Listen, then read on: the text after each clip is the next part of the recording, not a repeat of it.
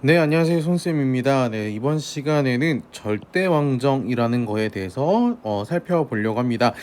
지난 시간에 신항로 개척을 봤습니다. 그 신항로 개척으로 인해서 유럽이 굉장히 부흥하게 되는데 그로 인해서 절대왕정이 등장을 하게 됩니다. 그러면서 유럽이 또 하나 이제 바뀌게 되는데요. 그 스토리를 한번 살펴보도록 하겠습니다. 수업 시작할게요.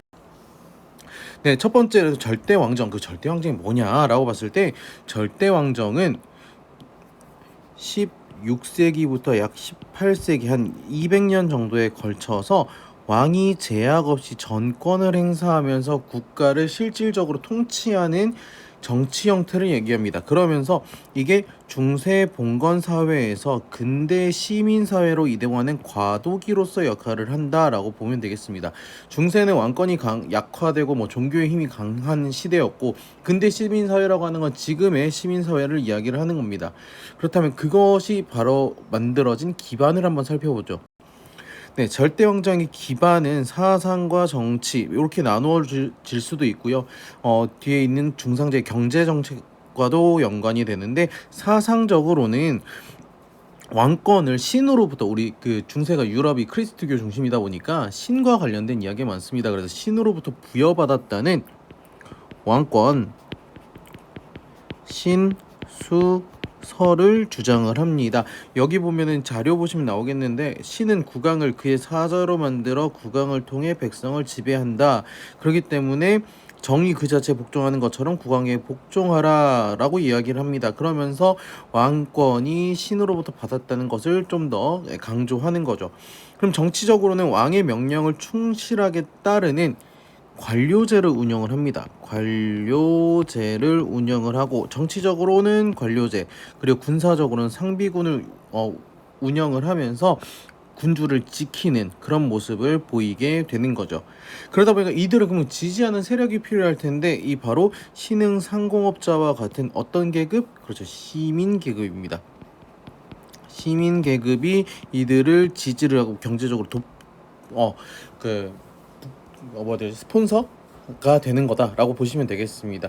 이로 인해서 자연스럽게 이런 것들로 인해서 기존에 있던 봉건 제후들의 영향력이 굉장히 떨어지게 된다라고 이해하시면 되겠습니다. 넘어가죠.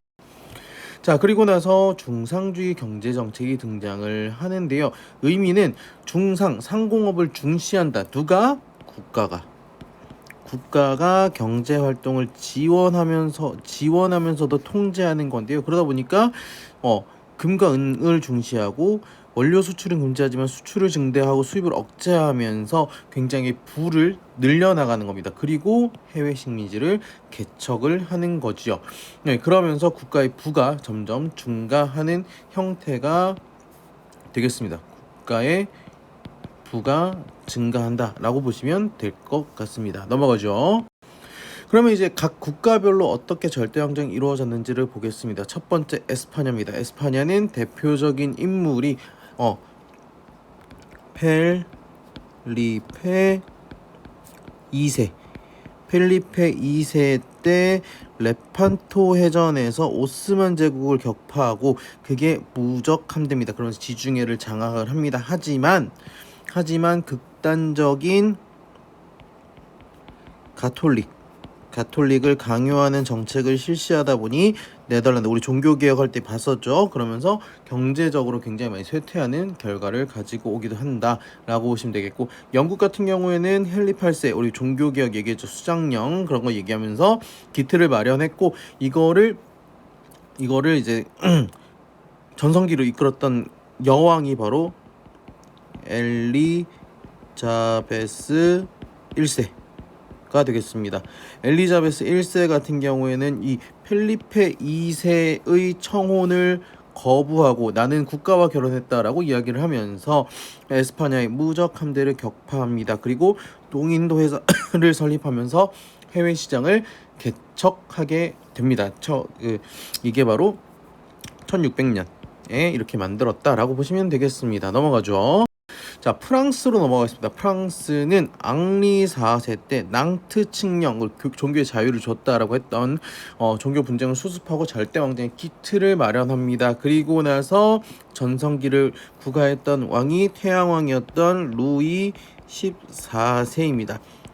루이 14세 같은 경우에는 콜베르라는 인재를 등용해서 중상주의 정책을 전개를 하고 그 둘을 바탕으로 궁전을 하나 만듭니다. 그게 바로 유명한 베르사유 궁전이 되겠습니다. 이 베르사유 궁전은 여기 나와 있죠. 굉장히 큰 규모의 베르사유 궁전이었다. 하지만 잦은 전쟁과 신교도 탄압으로 인해서 신교도 탄압을 누가 했느냐? 이 루이 14세가 신교도를 어떻게 탄압을 했느냐?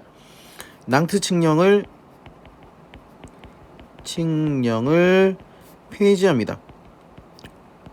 종교의 자유를 주려고 했던 거를 폐지를 하고 그렇기 때문에 자연스럽게 신교도들이 프랑스를 이탈하는 결과를 가지고 오게 된다. 그래서 해외로 망명해서 이제 인재를 빼앗기는 그런 결과를 가지고 왔었다라고 보시면 되겠습니다. 넘어가서 이제 동유럽을 보겠습니다. 동유럽의 절대 왕정은 특징이 좀 늦습니다. 왜? 발달이 미약하다 보니까 기존에 있는 농노제가 유지가 되고 시민 세금이 성장이 지연되면서 독일 오른쪽에 있는 나라들은 좀 늦어졌다라고 보시면 될 것 같습니다. 그래서 동유럽의 절대 왕정 같은 경우에 프로이센은 독일의 일부인데요. 독일의 대표적인 인물이었던 프리드리히 2세.